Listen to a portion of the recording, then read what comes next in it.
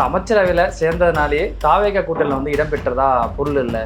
திமுக கூட நட்பு தொடர்றதா சொல்லி திருமாவளவன் பேசியிருக்காரு. எப்படி பார்க்குறீங்க நிலைப்பாடை? அவர் நிலைப்பாடு குழப்பமான நிலைப்பாடாக தான் இருக்குது. இல்லை சார், ஒரு அமைச்சரவையில் பங்கு பெறுறோம் அப்படிங்கிறது இந்த கூட்டணி முடிச்சுக்கிட்டு வந்ததுக்கான பொருள் தானே அது?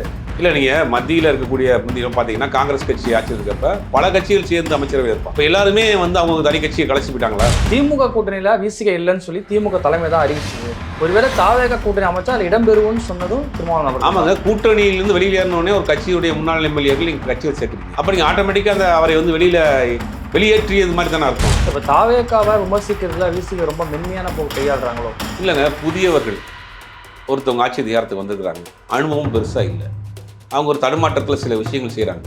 அதை நம்ம சுட்டி காட்டுறதை விட்டுட்டு குறையாவே அதை சொல்லிகிட்டே இருக்க முடியுமா? ஆளுநரை எதிர்த்து ஆட்சிக்கு போனதுக்கு பிறகு ஆளுநரை எதிர்த்தோ பாஜக எதிர்த்தோ திமுக என்ன மாதிரியான விஷயம் நடத்திருக்காங்க?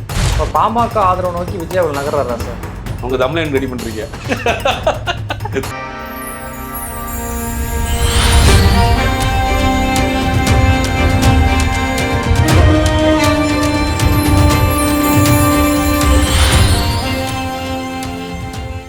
நேயர்களுக்கு வணக்கம். இன்று நம்மோடு அரசியல் பேசுவதற்காக இணைந்திருக்கிறார் பத்திரிகையாளர் சுபைர் அவர்கள். வணக்கம் சார். வணக்கம் சார். அமைச்சரவையில் சேர்ந்ததுனாலேயே தாவேக கூட்டணியில் இடம்பெற்றதா பொருள் இல்லை, திமுக கூட நட்பு தொடர்றதா சொல்லி திருமாவளவன் பேசியிருக்காரு. எப்படி பார்க்குறீங்க நிலைப்பாடை? அவர் நிலைப்பாடு குழப்பமான நிலைப்பாடாக தான் இருக்குது. ஏன்னா தாவேகா மீது ஒரு முழுவதுமாக அவர் ஒன்றும் நம்பிக்கை வைக்கலையோங்கிற ஒரு சந்தேகம் தான் இருக்குது. ஏன்னா இப்போ நீங்கள் ஆதரவு கொடுத்தாச்சு, 2 பேர் வாக்களிச்சிட்டாங்க சட்டமன்றத்தில், ஒரு அமைச்சராகவும் ஒருத்தர் வந்துட்டார். அப்படிங்கும்போது இந்த குழப்பம் எதற்கு? இப்போ நீங்கள் காங்கிரஸ் கட்சியாக இருக்கட்டும், அதிமுகவாக இருக்கட்டும், அவங்க ஒரு முடிவு எடுத்து வந்துட்டாங்க. அப்போ இங்கே ஒரு சிறு குழப்பம் இருந்துக்கிட்டே இருக்குது. முழுவதுமாக தாவேகாவை அவங்க ஒன்று நம்பருக்கு தயங்குறாரோ அப்படிங்கிற மாதிரி தான் அவருடைய குழப்பத்துக்கான காரணம் என்ன? இல்லை, குழப்பத்துக்கான காரணம் தாவேகா இது ஒரு செயல்பாடுகளை வச்சு தானே முடிவு எடுக்க முடியும். புதுசாக வந்திருக்கிறாங்க. இன்றைக்கி தமிழ்நாட்டில் முக்கியமான அடுத்தடுத்து வரக்கூடிய பிரச்சனைகளை தாவேகா எதை நோக்கி கையாள போகுதுன்னு ஒரு விஷயம் இருக்குல்ல. அப்போ அந்த நிலைப்பாட்டில் அவங்க எப்படி உறுதியாக இருக்கிறாங்க? தமிழ்நாட்டை பொறுத்த வரைக்கும் ஒரு மதசார்பற்ற அரசியல் தான் கை கொடுக்குது.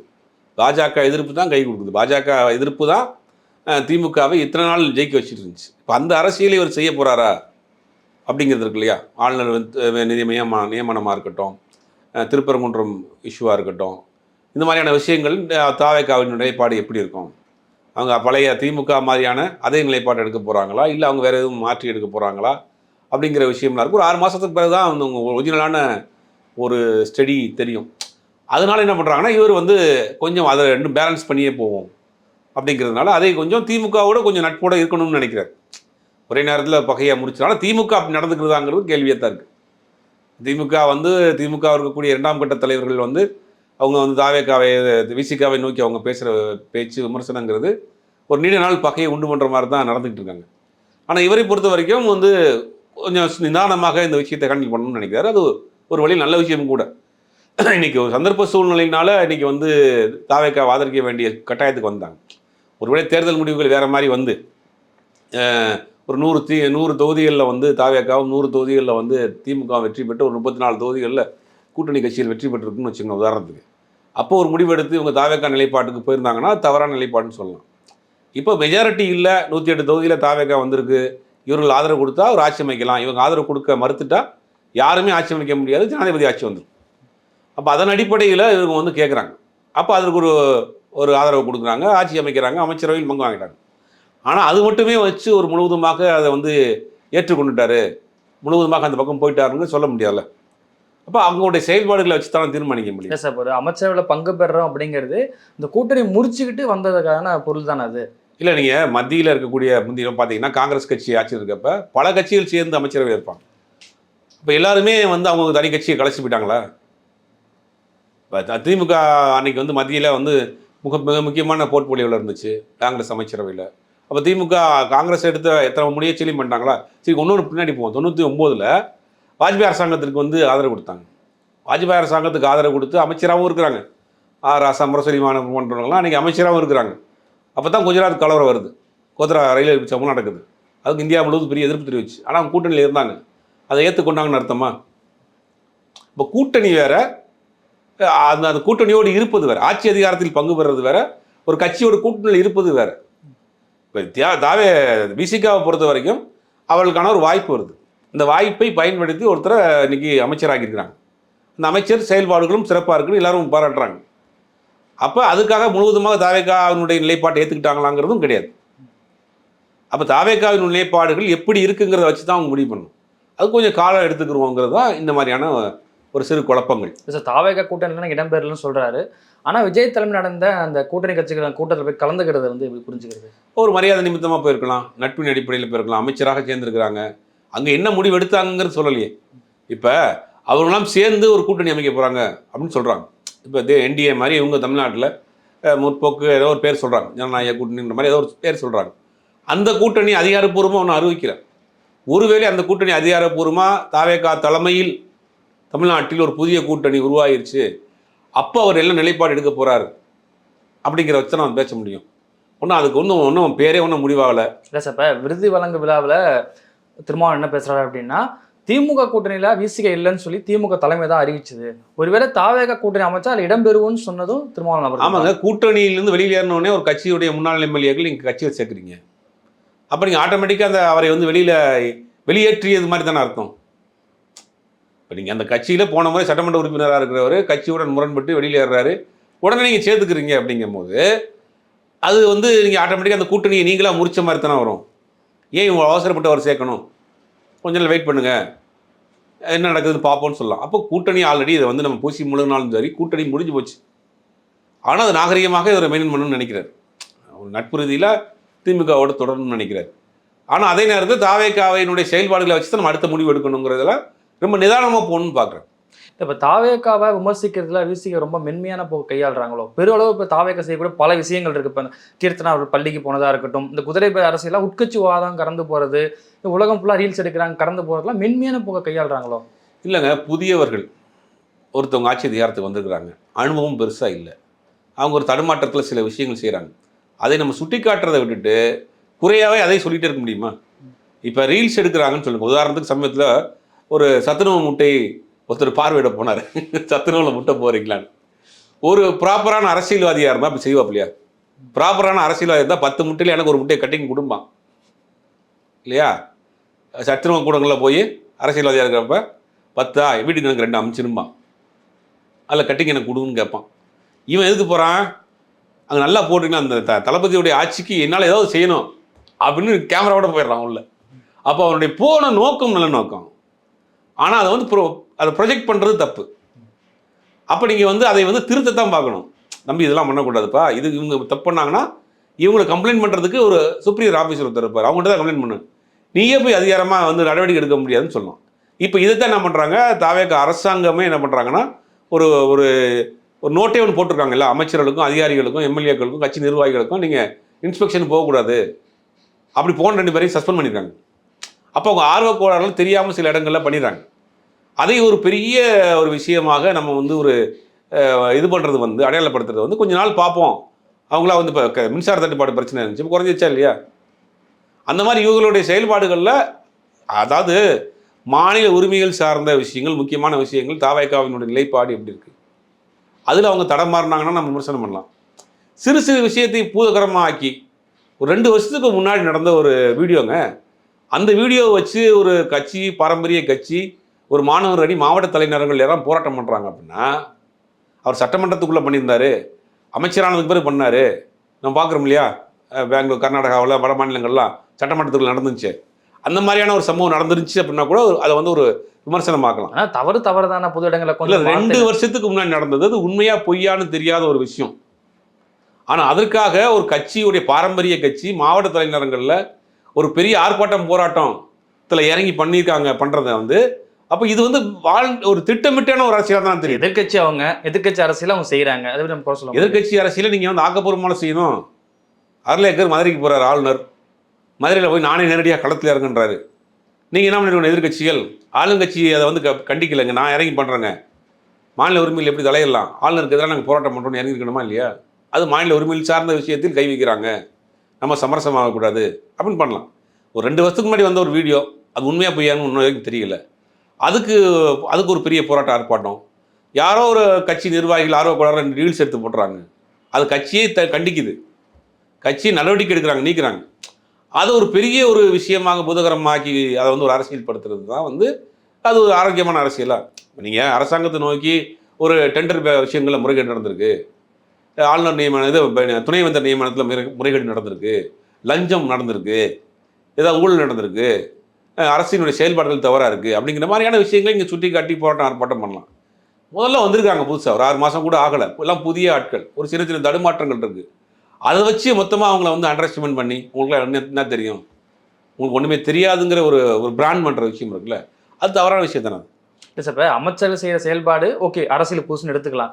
இப்போ ஆளுநருடைய செயல்பாடு நிறைய இடங்களில் வந்து இப்போ குறிப்பாக இந்த மதுரை சம்பவம் நீ சொன்னது போல, அப்புறம் வந்து திருவள்ளூர் காவி சாய் பூசினது, பாஜக தரப்புலேருந்து இந்த 100 நாள் வேலை திட்டத்தை நிதி குறைச்சது, இந்த மாதிரி மாநில உரிமை பறிக்கக்கூடிய இடங்கள்ல அதுக்கு நிலைப்பாடு என்ன சார்? இல்லை, அதுக்கு எதிர்க்கட்சியில் அந்த இடத்துல தாவேகா செய்யக்கூடியதை சுட்டி காட்டி பெரிய அளவில் போராட்டம் ஆர்ப்பாட்டம் பண்ணலாம்.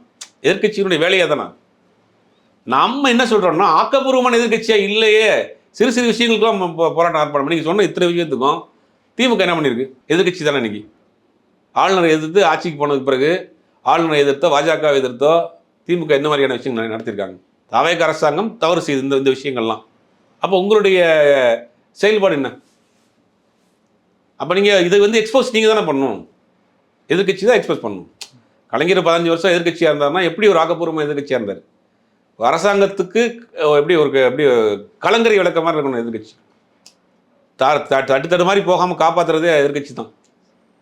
அதை வந்து அந்த புதுசாக வந்த அரசாங்கம் தெரிஞ்சு பண்ணுறாங்களோ இல்லை தெரியாமல் பண்ணுறாங்களோ உள்நோக்கத்தோடு பண்ணுறாங்களான்னா அதை வந்து தட்டி கேட்க வேண்டியது, அதை வந்து சுட்டி காட்ட வேண்டியது, அதை வெளிச்சத்துக்கு கொண்டு வர்றது அது எதிர்க்கட்சிகள் தானே.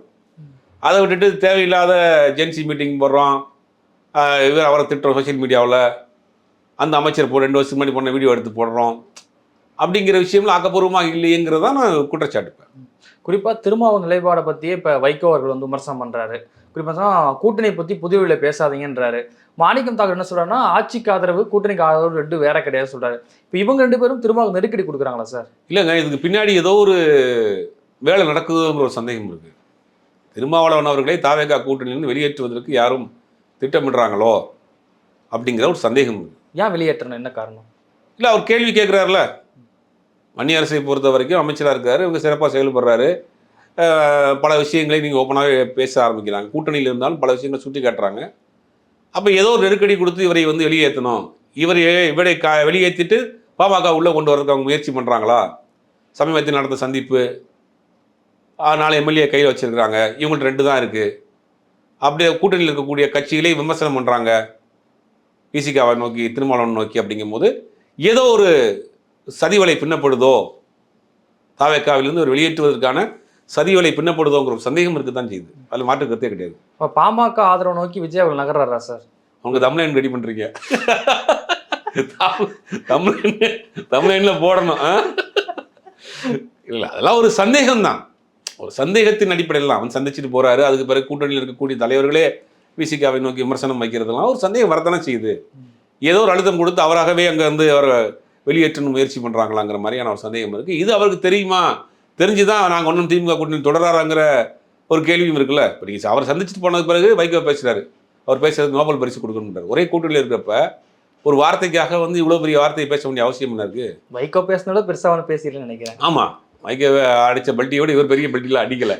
அப்படிங்கும் போது அதை வந்து ஏதோ ஒரு சந்தேகம் ஒரு இருக்குது. இவரை வந்து ஏதோ ஒரு கார்னர் பண்ணி இவரை வந்து வெளியேற்றணும் தாவேகா கூட்டணின்னு அவங்க முயற்சி பண்ணுறாங்கன்னு ஒரு சந்தேகம் வருவா தான் இருக்குது. ஒருவேளை தாவேகா கூட்டணிக்குள்ள பாமக உள்ள வந்தால் அங்கே விசிக நிலைப்பாடு என்னவா இருக்கும்? இருப்பாங்களா, வெளியேறுவாங்க? கண்டிப்பாக இருக்க மாட்டாங்க, 100% இருக்க மாட்டாங்க. கட்சியினுடைய அடிப்படை ஐடியாலஜியாக தான் பாமக பாஜக இருக்கிற இடத்துல நாங்கள் கூட்டணியிலும் இருக்க மாட்டோம், கூட்டணியில் இருக்கக்கூடிய கட்சியோடு இருக்க மாட்டோம் அப்படிங்கிற அப்படி ஒரு நிலைமை வந்தால் விசிகா ஒரு பெரிய வீறு கொண்டு எழும், பெரிய அடுத்த இடத்த நோக்கி போவோம் அப்படின்னு அடுத்து நான். ஆனால் தாவேகா அப்படி செய்யாதுன்னு தான் நான் நினைக்கிறேன். ஆனால் அதுக்குள்ளே இருக்கக்கூடிய சில பேர் இந்த முயற்சி எடுக்கிறாங்களாங்கிற ஒரு சந்தேகமும் இருக்குது. இன்னும் இப்போ தாவேகா, சிபிஎம், சிபிஐ, விசிக, ஐயுஎம்எல் போன்ற 4 கட்சியோடைய பெரிய ஒரு ஆதரவோட தான் ஆட்சி அமைச்சிருக்காங்க. அப்படி இருக்கும்போதும் தாவேகாவை பாமகவை நோக்கி நகர்றாங்கன்னா வேற ஒரு காரணம் இருக்கோ? காரணங்கள் ஒன்றும் இல்லைங்க, 4 எம்எல்ஏ வச்சுருக்காங்க, அவ்வளோதான். 4 எம்எல்ஏக்கள் இருக்குது, இவர்கிட்ட 2 இருக்குது. இடைத்தேர்தலாம் வந்ததுக்கு பிறகு போட்டு பார்த்தீங்கன்னா ஒரு 15 அவங்க 118ங்கிற அந்த மேஜிக் நம்பர் அவங்க எட்டிடுவாங்க அப்படிங்கிற ஒரு கால்குலேஷன் பண்ணுறாங்க. 2வது ஒரு மாநில அரசுகள் கொண்டு வரக்கூடிய முக்கியமான திட்டங்கள் ஏதாவது மத்திய அரசோட ஒன்றி போகக்கூடிய விஷயமா இருந்தால் கண்டிப்பாக விசிக அதை பார்த்துக்கிட்டு சும்மா இருக்காது. கண்டிப்பாக எதிர்ப்பு குரல் வரத்தான் செய்யும். அப்படிங்கும்போது அதெல்லாம் வந்து சமாளிக்க ஒரு இது இருக்குமாங்கிற மாதிரியான ஒரு பார்க்குறாங்க. ரெண்டாவது அந்த வட மாநிலத்தில் இருக்கக்கூடிய வாக்குகளை, இந்த பிசி வாக்குகளை வந்து தன் பக்கம் கொண்டு வரணும்னு பார்க்குறாங்க. ஏன்னா இப்போ பார்த்தீங்கன்னா அந்த பகுதிகளில் வந்து அவங்க தாவேக்காவினுடைய தாக்கம் பெருசாகவே இல்லை. பார்த்தீங்கன்னா பாமக அதிமுக ரொம்பவும் மெர்ஜா இருக்கிற இடத்துல போகாமல் அவங்க தான் ஜெயிச்சிருக்காங்க. இந்த இவ்வளோ பெரிய அலை அடித்ததும் கூட அந்த அந்த இடங்கள்ல அவங்களால வந்து ரீச் பண்ண முடியல. இப்போ அதையும் உள்ளே கொண்டு வரணும், எல்லா தரப்பு வாக்குகளையும் உள்ளே கொண்டு வந்து கட்சியை ஸ்ட்ராங் பண்ணணும்னு நினைக்கிறாங்க. ஆனால் அப்படி ஒரு சூழ்நிலை வந்தால் விசிகா இருக்குமாங்கிறது சந்தேகம் தான். சந்தேகம் இல்லை, உறுதியாக சொல்லலாம் விசிகா அங்கே இருக்காது. பாமக இருக்கிற இடத்துல விசிகா கண்டிப்பாக இருக்காது. இல்லை சார், கடந்த காலகட்டத்தில் எல்லா கட்சியின் மீது வச்ச குற்றச்சாட்டு சாதி அரசியல் பண்ணுறாங்க, பண அரசியல் பண்ணுறாங்க அப்படின்னா, இப்போ நீங்கள் சொல்கிறத வச்சு பார்த்தா பாமக உள்ள கொண்டு வருவது மூலிமா மற்ற இயல்பான அரசு கட்சி செய்யக்கூடிய அதே அரசியலை தாவேக்கா செய்ய ஆரம்பிக்கிறாங்களா? ஏறக்குறைய அப்படித்தான் போகும், அதை நோக்கித்தானே போகணும். இப்போ நீங்கள் என்னைக்கு வந்து ஊழல் வழக்கில் குற்றச்சாட்டு உள்ள அமைச்சர்களை உள்ளே சேர்க்கிறப்ப கலர் மாறி போதே. விஜயபாஸ்கர் மீது ஏகப்பட்ட வழக்கு இருக்குது, எம்ஆர் விஜயபாஸ்கர் மீது வழக்கு இருக்குது, பல முன்னாள் எம்எல்ஏக்கள் முன்னாள் அமைச்சர் மீது வழக்கு இருக்குது.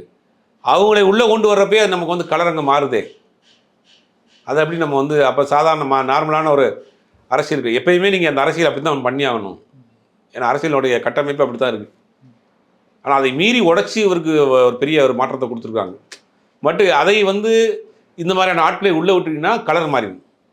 அது ஏன் உள்ளே சேர்க்குறாங்க, எதுக்கு வச்சுருக்குறாங்கிறது தெரியல.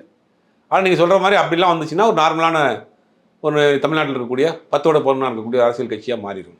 திமுக இருந்துச்சு, அதிமுக இருந்துச்சு, தாவேக்கா இருக்குது அப்படிங்கிற மாதிரி ஒரு மாற்று அரசியலாக இருக்காது. ஏன்னா தேர்தல் முடிவுகளுக்கு பிறகு அதிக வெளியில் வந்து தெரியாத நபராக இருந்தது ஆலூர் ஷானவாஸ். இப்போ திமுக விசிகா நடத்திய அந்த விருது வழங்க விழாவில் ஓப்பனாக மேடையில் வந்து இறங்கியிருக்காரு. என்ன காரணம், இவ்வளோ நாள் வராமல் இப்போ வந்திருக்காரு? மனமாற்றம் தான். அவருக்கு சீட் கேட்டாங்க, அவர் கொடுக்கல, அவர் மன வருத்தத்தில் இருந்தார், கொஞ்ச நாள் அமைதியாக இருந்தார், வெளிநாட்டுக்கு போயிருந்தார், வெளிநாட்டில் இருந்தார்.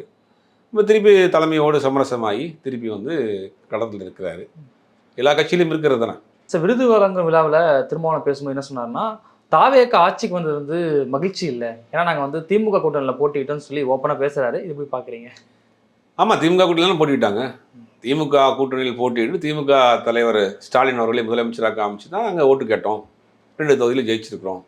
அப்படிங்கும்போது தாவேக்காங்கிற ஒரு புதிய கட்சி வந்திருக்கு, புதிய ஆட்சி வந்திருக்கு அப்படின்னா நாங்கள் அந்த தேர்தலில் நிற்கிறதெல்லாம் நாங்கள் மகிழ்ச்சியாக நின்னோம் அப்படிங்கிறாரு. பட் ஒரு கூட்டணிக்குள்ளே இருந்து அந்த மாதிரியான வார்த்தைகளை தவிர்த்துருக்கணுங்கிறதா என்னது. ஏன்னா நீங்கள் அது முடிஞ்சு போன ஒரு விஷயம். கூட்டணியில் வந்தாச்சு, நீங்கள் ஆட்சி அதிகாரத்தில் பங்கு வந்துட்டீங்க.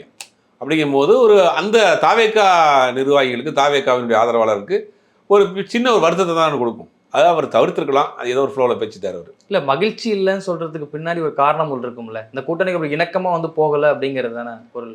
இல்லை, அப்படிலாம் கிடையாது. இணக்கமாக போகலைன்னா அவங்களுக்கு எப்படி அமைச்சரவையில் பங்கு வாங்குவாங்க? ஆனால் வந்து ஆட்சி எப்படி நடத்தி கொண்டு போகிறாங்கிறத வச்சு தானே நீங்கள் வந்து மகிழ்ச்சியாக இருக்கா இல்லையான்னு சொல்லலாம்.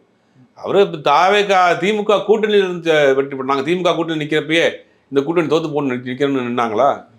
திமுக கூட்டணி இருக்கிறப்ப திமுக கூட்டணி ஜெயிக்கணுங்கிற ஒரு எண்ணத்தோடு தானே அவங்க போட்டி போட்டாங்க. அப்போ திமுக கூட்டணி எங்கள் வெற்றி பெறல. அப்போ தாவேக்கா வெற்றி பெற்றது எதிர்பாராத வெற்றி தானே. எதிர்பாராத வெற்றின்னு சொல்லியிருக்கணும். அவர் மகிழ்ச்சி இல்லைன்னு சொல்லிட்டார், அவ்வளோதான். குறிப்பாக வந்து நாங்கள் கூட்டணிக்கு போகிறதா இல்லைங்கிற முடிவு, அமைச்சரில் பங்கு பெற முடியும் எல்லாமே நாங்கள் திமுக தலைமையில் கேட்டு தான் முடிவு எடுத்தோம் அப்படின்னு சொல்கிறாரு. ஏன் மீண்டும் பதிவு பண்ணிகிட்டே இருக்காரு சார்? இன்றைக்கி திமுக ஒரு புரபகண்டா பண்ணுறாங்க. எல்லாரும் முதுகில் குத்திட்டாங்க, நெஞ்சில் குத்திட்டாங்க, ஏமாற்றிட்டு போயிட்டாங்கன்னு எல்லா கூட்டணியிலையுமே வந்து அவங்க வந்து சாட ஆரம்பிச்சிட்டாங்க. அப்போ திமுக விசிகாவையும் அந்த குற்றச்சாட்டை வைக்கிறாங்க. நீங்கள் பார்க்குறேன், பல பேர் ஓப்பனாக பேசுகிறாங்க.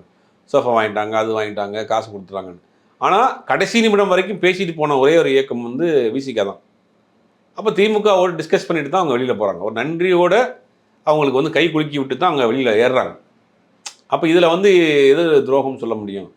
இப்போ எல்லா கட்சிகளுமே கூட்டணி நேரத்துக்கான ஒரு ஒப்பந்தம் போடுறாங்க. அப்போ கூட்டணி முடிஞ்ச பிறகு அவங்க வேலையை பார்க்க போயிடுறாங்க. இப்போ வேற ஒரு கட்சிக்கு போவாங்க, வேறு கட்சிக்கு ஆதரவு கொடுப்பாங்க, தனியாக ஒரு அணியாக செயல்படுவாங்க. இந்தியா பிளாக் இருக்குன்னு வச்சுக்கோங்க. இந்தியா பிளாக்ல கம்யூனிஸ்டுகளும் காங்கிரஸும் இங்கே ஒன்றா நிற்கிறாங்க. பக்கத்து மாநில கேரளாவில் எதிர்தான் நிற்கிறாங்க. அப்போ இங்கே ஒரு டெம்பரவரி ஒரு ஒப்பந்தம் தானே தேர்தல் ஒப்பந்தம்ங்கிறது. இப்போ தேர்தல் ஒப்பந்தங்கிறது டெம்பரவரியான ஒப்பந்தம். ஒருவேளை அவங்க அதிமுக பாஜக ஆட்சி அமைக்கிறதுக்கு ஒரு சூழ்நிலை வந்து விசிகா இவங்கெல்லாம் ஆதரவு கொடுத்துருந்தாங்கன்னா அது ஒரு விமர்சனமாக பண்ணலாம். கொள்கை ரீதியாக நீங்கள் வந்து வேறு ஒரு சித்தாந்தத்துக்கு நீங்கள் வந்து ஆதரவு நிலைப்பாட்டில் இருக்கீங்கன்னு சொல்லலாம். விஜயுமே ஒரு செக்குலர் பாலிடிக்ஸ் தான் பண்ணுறேங்கிறார். விசிகா வாங்க, கம்யூனிஸ்டுகள் வாங்க, எங்கள் ஆட்சியில் பங்கெடுத்துக்குங்கன்னு கூப்பிட்றாரு. அப்போ அதே ஒரு ஐடியாலஜியோட ஒரு அரசியல் செய்ய ஒருத்தர் வந்துருக்கிறாருங்கும் போது அதை எப்படி நீங்கள் வேணாம்னு எப்படி சொல்லுவீங்க? இப்போ அவர் வேறொரு நிலைப்பாட்டில் எடுத்துகிட்டு போயிட்டாருன்னு வச்சுக்கோங்களேன், அது நம்ம வேற ஒரு நிலைப்பாடு எடுத்தாருன்னா நம்ம எதிர்த்து அரசியல் பண்ணலாம். நானும் அதே அரசியல் தான் செய்கிறேன், ஆனால் எங்களோட இணைந்து செயல்பட வாங்க, ஆட்சி அதிகாரத்திலையும் நீங்கள் பங்கெடுத்துக்குங்கன்னு கேட்குறப்ப சரி ட்ரை பண்ணி பார்ப்போமே. சரி நம்ம அங்கே இருந்தாலுமே அந்த ஆட்சி அமைக்க முடியாது, ஆனால் இங்கே போனால் ஆட்சி அமைக்கலாம். ஆனால் இவர் ஒரு புதுசாக வந்திருக்கிறாரு, இவரோட சேர்ந்து பயணம் பண்ணி பார்ப்போமேன்னு ஒரு முயற்சி எடுக்கிறாங்க. அதற்கு பிறகு அவருடைய செயல்பாடுகள் எப்படிங்கிறது விமர்சனம் வரும். அப்போ தொடர்ந்து இதை ஒரு குற்றச்சாட்டாக வைக்கிறாங்க திமுகவில், நெஞ்சில் குத்திட்டாங்க. இப்போ நீங்கள் இப்போ திமுக என்ன நிலைப்பாடு எடுக்க சொல்லுது? இப்போ அவங்கள போக வேணான்னு சொல்கிறாங்களா, இல்லை ஆதரவு கொடுக்கலாம்னு சொல்கிறாங்களா, இல்லை நீங்கள் கவர்னர் ஆட்சி வரணும்னு நினைக்கிறாங்களா? இப்போ ஆதரவு கொடுக்கலாம் கவர்னர் ஆட்சி வந்திருக்கும், இல்லை ஒருவேளை அதிமுக இருக்கக்கூடிய ஒரு டீம் ஃபுல்லாக இங்கே வந்திருக்கும். அதிமுக டீம் ஒரு ஃபுல்லாக வந்தால் அது ஏறக்குறைய பாஜக ஆட்சி தான் இல்லையா? அப்போ அதைத்தான் அந்த சூழ்நிலை வந்துடக்கூடாது அப்படிங்கிறதுக்காக இவங்க ஆதரவு கொடுக்குறாங்க, நிலைப்பாட்டில் இருக்கிறாங்க. அரசாங்கம் செய்யக்கூடிய சிறு சிறு தவறுகளை சுட்டி காட்டுறாங்க, கூட்டணியில் இருந்தாலும் சுட்டி காட்டுறாங்க. இதில் எப்படி துரோகம் வரும், எப்படி நெஞ்சில் குத்துனது வரும்? அப்போ இது தொடர்ந்து அந்த வேலையை செஞ்சுக்கிட்டே இருக்கிறதுனால தான் அவர் எக்ஸ்பிளைன் பண்ணிகிட்டே இருக்கார். நாங்கள் கடைசி நிமிடம் வரை நாங்கள் அங்கே கூட்டணியில் நட்போடு தான் இருந்து வெளியே வந்திருக்கிறோம், இன்னைக்கு வரைக்கும் நட்போடு தான் இருக்கிறோம், ஆனால் நாங்கள் கூட்டணியில் அங்கே ஆதரவு நிலைப்பாட்டில் இருக்கிறோங்கிறார். அதுதான் போராட்டத்தில் அவர் சொல்ல வேண்டிய கட்டாயத்துக்கு அவர் தள்ளப்படுறாங்க. இப்போ காங்கிரஸ் எம்எல்ஏ உயர்கல்வித்துறை அமைச்சரான விஸ்வநாதன் என்ன சொல்றாருன்னா, நான் கவர்னரோட இணக்கமான போக்கை தாவேக்கா கடைபிடிக்கும், ஆளுநருக்கும் முதலமைச்சர் விஜய்க்கும் ஒரு நல்ல புரிதல் இருக்குன்னு சொல்றாரு. கடந்த காலகட்டத்தில் தமிழ்நாட்டுக்கும் ஆளுநருக்கும் எப்பவுமே பொருந்தாத ஒரு இருந்துச்சு. இப்போ இணக்கமாக போவாங்கிறத எப்படி புரிஞ்சுக்கிறது? இணக்கமான உரிமையில் சார்ந்த விஷயங்களில் விட்டுவிடக்கூடாது, ஆனால் அதே நேரத்தில் எல்லா விஷயத்துக்கும் எதிராகவும் இருக்கக்கூடாது. ஆளுநர் முதலமைச்சருடைய உறவுங்கிறது முன்னாடி காலங்களில் ரொம்ப இணக்கமாக இருந்தது. ஒரு காலத்தில் பாத்திமா பிபி ஜெயலலிதா வழக்கு நிலுவையில் இருக்கிறப்ப அந்த அம்மா பதவி பிரமாணம் செஞ்சு வச்சுட்டாங்க, ஒரு பெரிய விமர்சனமாச்சு. அலெக்சாண்டர் கலைஞர் அப்படிங்கும்போது ஆளுநர் முதலமைச்சருக்கான உறவுகள் தமிழ்நாட்டு இணக்கமாக தான் இருந்துச்சு. ஆளுநர் முதலமைச்சருக்கான உறவு சண்டையாகவும் மாட்டிருக்கு, சென்னாரெட்டி சம்பந்தமான விஷயங்கள்லாம் பார்த்துருக்கோம். அப்போ தமிழ்நாட்டை பொறுத்த வரைக்கும் ஆளுநர் முதலமைச்சர் உறவு ரெண்டு விதமாகவும் இருந்திருக்கு. அப்போ இப்போ புதுசாக வந்திருக்க அரசாங்கம் என்ன பண்ணுறாங்கன்னா, ஆளுநரோடு ஒரு இணக்கமான உறவில் இருந்துக்கணும், அதே நேரத்தில் ஆளுநர் தலையீடு இருக்கக்கூடாது, ஒரு மாநில உரிமைகள் சார்ந்த விஷயத்தை தலையீடு இருக்கக்கூடாதுங்கிற விஷயத்தையும் பார்க்குறாங்க.